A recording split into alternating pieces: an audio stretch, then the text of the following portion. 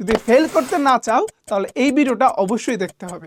এই টপিকগুলো সম্পর্কে একদম ইন ডিটেলস জানা তোমার জন্য একদম ফরজের মতো হয়ে গেছে, ঠিক আছে? সুতরাং এখানে তিনটা নীতি একটু ভালো করে, উপযুক্ততার নীতি একটু ভালো করে জেনে যেতে হবে, খুবই খুবই ইম্পর্টেন্ট। ওকে, আচ্ছা, অর্থের সময় মূল্য খুবই খুবই ইম্পর্টেন্ট।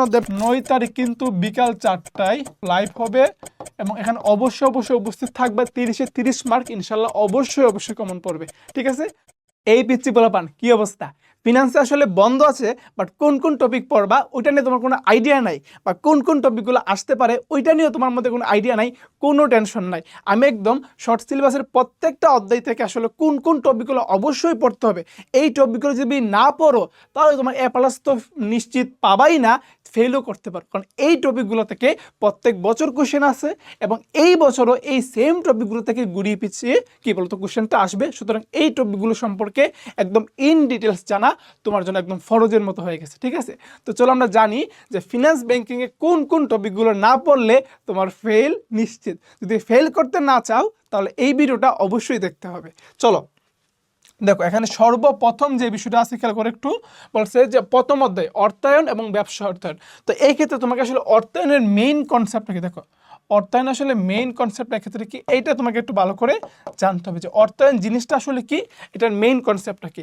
তারপরে ধরো যে অর্থায়নের বিভিন্ন শ্রেণীবিভাগ আছে না, ধরো আচ্ছা অর্থায়নের শ্রেণীবিভাগের মধ্যে কোনগুলো ইম্পর্টেন্ট আমি একদম নোট করে তোমাদের জন্য রেখে দিয়েছি, দেখ কোনগুলো বেশি আসছে খেয়াল করো। দেখো অর্থায়নের এই শ্রেণীবিভাগের মধ্যে অনেকগুলো আছে, ঠিক না?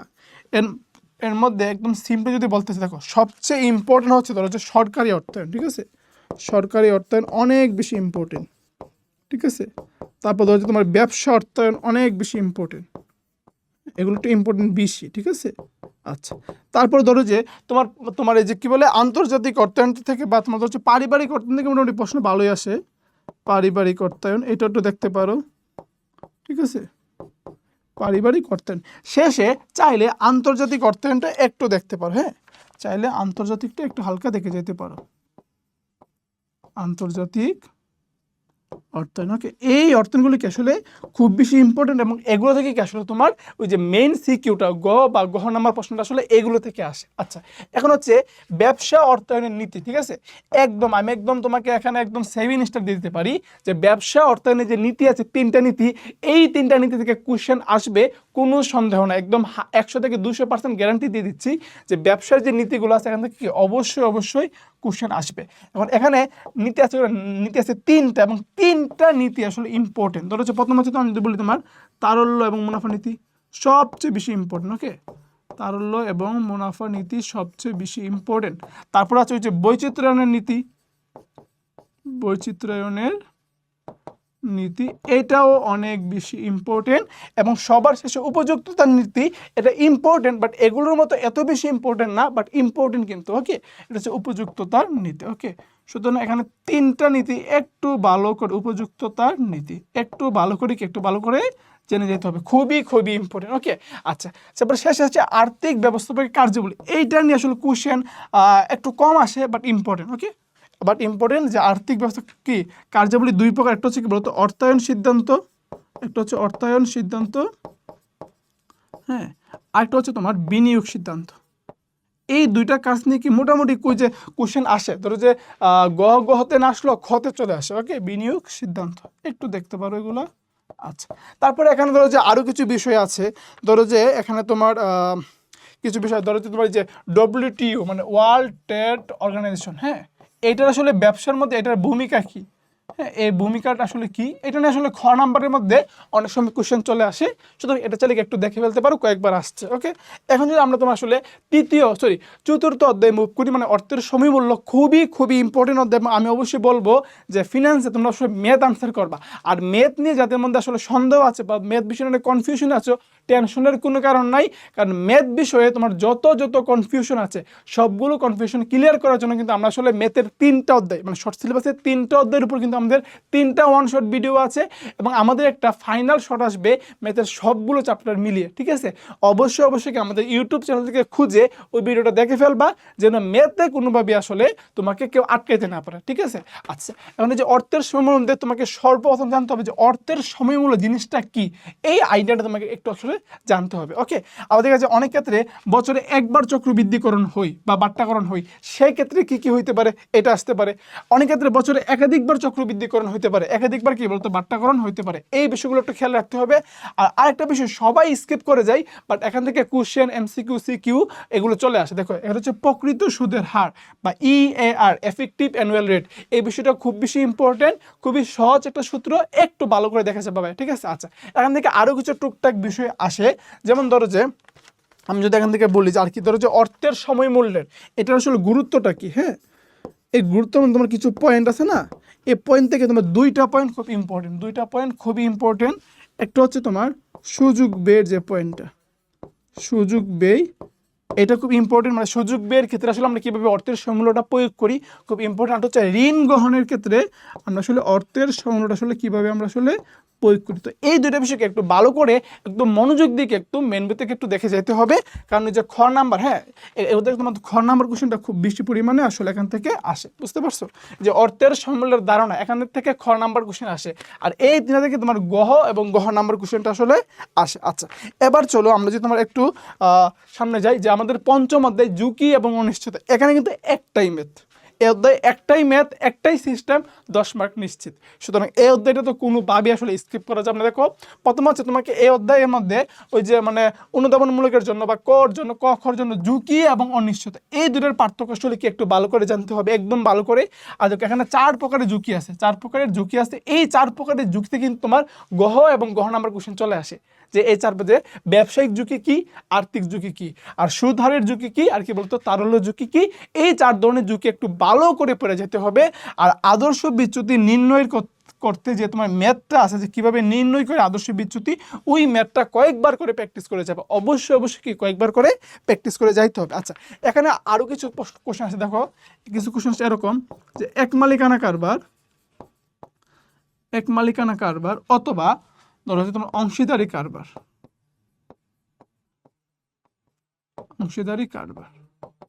হ্যাঁ তাদের ক্ষেত্রে ধরো যে তোমার তারল্য ঝুঁকি বেশি কেন, তারল্য ঝুঁকিটা আসলে বেশি কেন, এই কোশ্চেনটা কিন্তু অনেক সময় তোমার আসে। হ্যাঁ, কারণ কেন বলতো, কারণ কি তাদের সম্পদগুলো, তাদের কি সবকিছু স্থায়ী সম্পদ, তো চাইলে কি হঠাৎ করে বিক্রি করতে পারে না, এই জন্য কি তারল্য ঝুঁকি বেশি। আরো কিছু কোশ্চেন আসে, ধরো যে কোশ্চেন আসতে পারে যে ঝুঁকিবহুল আয়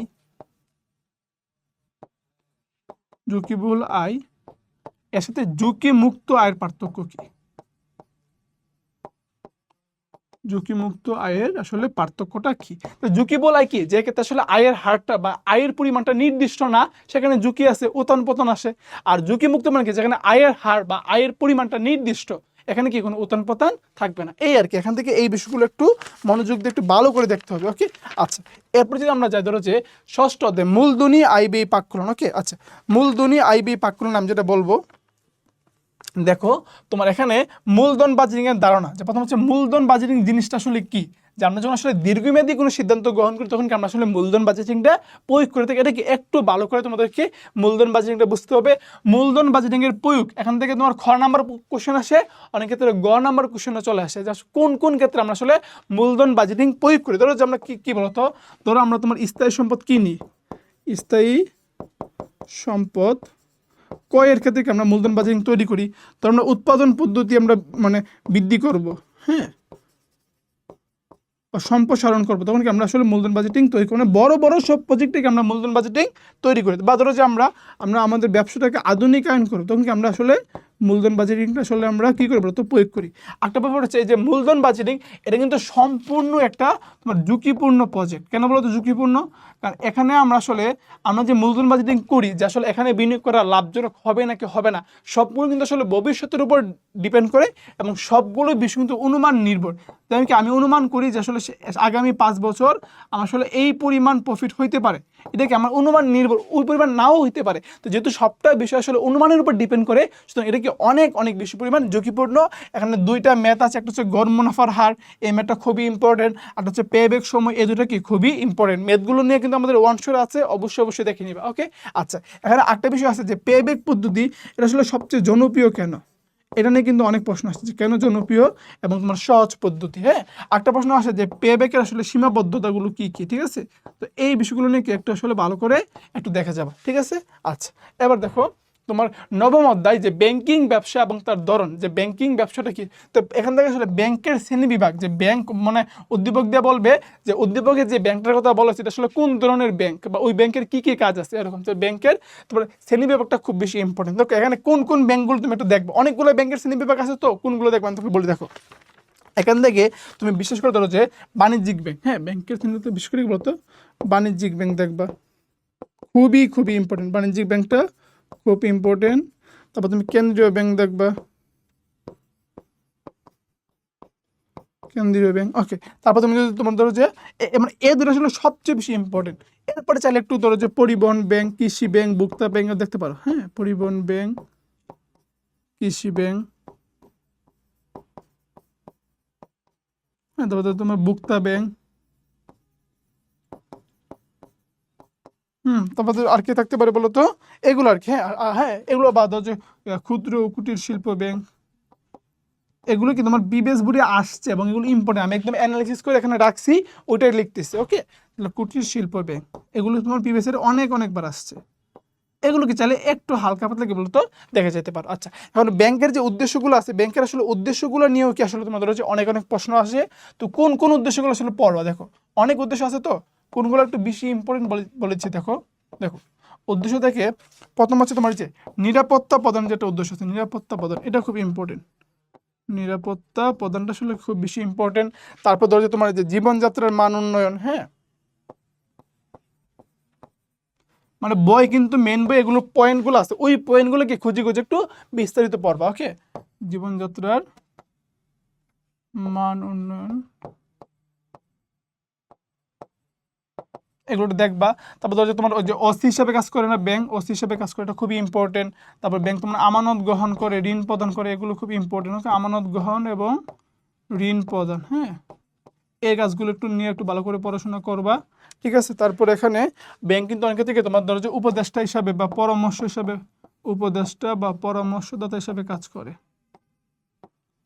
হ্যাঁ, এই জায়গাগুলো একটু দেখবা, ঠিক আছে? এই পয়েন্টগুলোকে একটু বই থেকে একটু ভালো করে দেখবা। ওকে, তো আই থিঙ্ক আর কিছু নাই। আচ্ছা, এখানে একটা বিষয় হচ্ছে যে নীতিগুলো অনেক বেশি ইম্পর্টেন্ট, নীতিগুলো একটু অনেক ভালো করে দেখতে হবে। দেখো কী কী নীতি আছে, হ্যাঁ একদম ইম্পর্টেন্ট যে নীতি আছে তুমি বলে দেখো। প্রথম যে ইম্পর্টেন্ট নীতি তোমার ঋণ মঞ্জুর নীতি, ঋণ মঞ্জুর নীতি দেখো,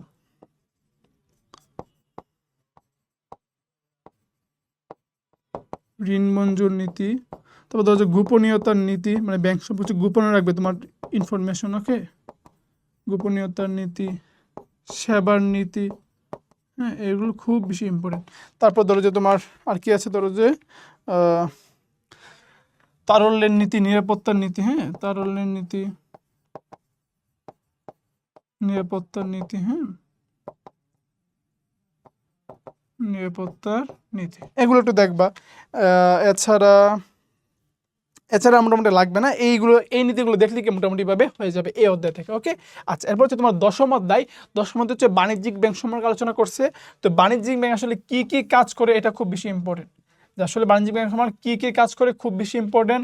বাণিজ্যিক ব্যাংক কোন কোন খাত থেকে আয় করে, কোথায় কোথায় ব্যয় করে, খুব বেশি ইম্পর্টেন্ট। বাণিজ্যিক ব্যাংক যে তহবিল নিয়ে কাজ করে, যে অর্থায়ন করে, ওই অর্থায়নের উৎস কোন কোন জায়গা, এগুলো খুব বেশি ইম্পর্টেন্ট। ওকে, তাহলে উৎস নিয়ে তোমার অনেকগুলো জায়গা আছে, মানে তোমার দুইটা জায়গা খুব ভালো করে পড়বে। একটা হচ্ছে পরিশোধিত মূলধন, পরিশুদ্ধ মূলধন,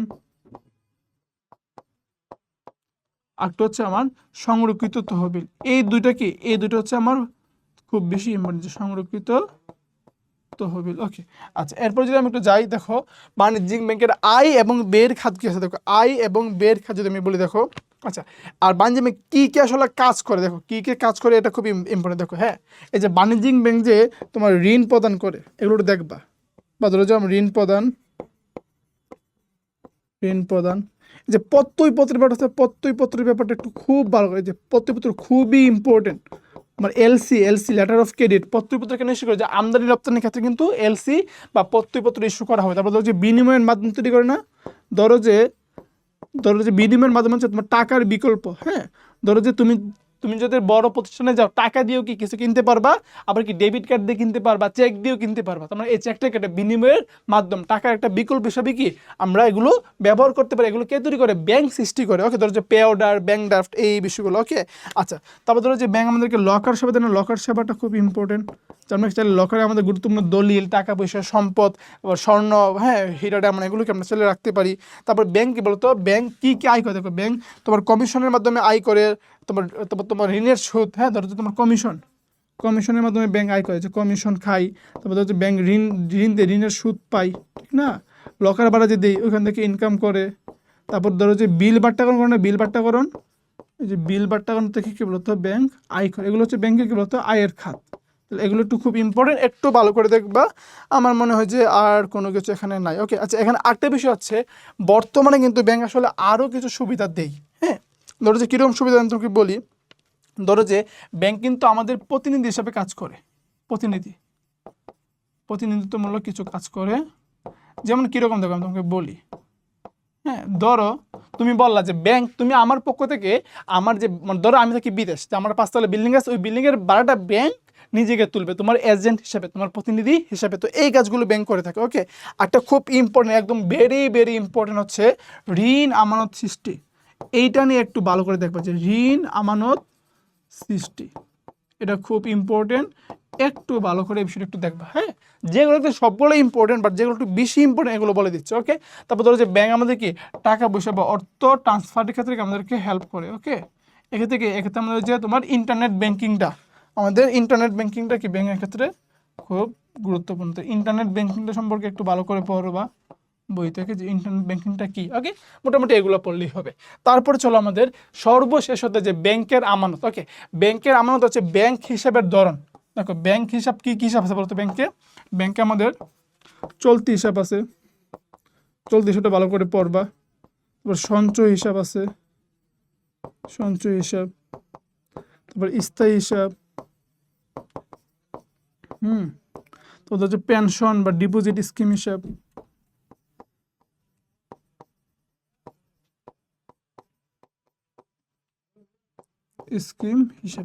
তো এই হিসাবগুলো কি তুমি একটু ভালো করে দেখবা। হ্যাঁ, এগুলো একটু মানে খুব ভালো করে পড়ো। এবং ধরো যে তোমার চলতি হিসাবটা কার জন্য ভালো? এটা তোমার ধরো যে ব্যবসায়ীদের জন্য ভালো। হ্যাঁ, ধরো তোমার চাকরিজীবী বা স্টুডেন্ট, তার জন্য কি বলো তো সঞ্চয় হিসাবটা ভালো। হ্যাঁ, এগুলো ভালো, এগুলো বুঝবে যে কার জন্য কোনটা ভালো। ওকে, তবে যদি স্থায়ী হিসাব কার জন্য ভালো? ধরো যে একটা মানুষ, তার হতে ধরো যে তোমার সে মানে একটা শান্তি চায়, বা সে বসে বসে খাইতে চায়, বা তার অনেক অলস অর্থ পড়ে আছে। হ্যাঁ, ধরো যে অনেক অলস অর্থ পড়ে আছে, ধরো যে আমার 5-6 বছরে এটা লাগবে না, বা অনেক দিন ধরে টাকার প্রয়োজন নাই, সেক্ষেত্রে কি সেটা স্থায়ী হিসাবে লাগবে। এবং স্থায়ী হিসাবে কিন্তু কি সুদের হার বেশি। ওকে, আর চলতি হিসাবে কিন্তু কোনো সুদ নাই, বুঝতে পারছো? এখানে কি কোনো সুদ নাই। হ্যাঁ, উল্টা কি তোমার থেকে চার্জ কেটে রাখবে। ঠিক আছে, তো এই বিষয়গুলো একটু খেয়াল রাখতে হবে। তারপর আর এখানে ধরো যে একটা তোমার বীমা সঞ্চয় হিসাব। হ্যাঁ, বীমা সঞ্চয় হিসাব, এটা একটু খেয়াল রাখবা। বীমা সঞ্চয় হিসাব, এটা মোটামুটি 1-2বার আসছিল, একটু খেয়াল রাখতে পারো। আচ্ছা, একটা মজার ব্যাপার হচ্ছে তোমার এই যে কি বললাম, তোমার এই যে স্কুল সঞ্চয় হিসাব, এই যে বাচ্চাদের জন্য, হ্যাঁ, স্কুল সঞ্চয়ী হিসাব। ওকে, এটা একটু দেখবা। আচ্ছা, SMS ব্যাংকিংটা একটু দেখবা, SMS ব্যাংকিং। আর একটা মজার ব্যাপার হচ্ছে ডেবিট কার্ড আর ক্রেডিট কার্ডের মধ্যে আসলে কি পার্থক্য, এটা একটু দেখবা। ডেবিট কার্ড বনাম আসলে ক্রেডিট কার্ড, এই দুইটা একটু মজা করে একটু ভালো করে কি একটু দেখে ফেলবা। আই হোপ যে এর বাইরে কোনো কিছু আসবে না, আর তোমাকে আসলে এর বাইরে কোনো কিছু পড়তে হবে না। আর একটা মজার ব্যাপার একটু দেখতে পারো যে এনি ব্রাঞ্চ ব্যাংকিং, এটা মানে যে কোনো শাখা থেকে আমি আসলে এখন ব্যাংকিং করতে পারি না। ধরো যে আমি অ্যাকাউন্ট করছি মতিঝিল শাখা, আমি কিন্তু বাংলাদেশের যে কোনো শাখায় কি ওই ব্যাংকে গেলে আমি একটা সার্ভিস নিতে পারবো। ওকে, তাহলে এনি ব্রাঞ্চ ব্যাংকিং, এটা একটু মজা করে একটু দেখবা ভালো করে। ওকে, এই আর কি মোটামুটি। তো আই হোপ যে এই টপিকগুলো পড়লে তোমার আসলে এই তোমার ফিনান্সিয়াল ব্যাংকিংয়ে তোমার আসলে আর কোনো কিছু পড়তে হবে না।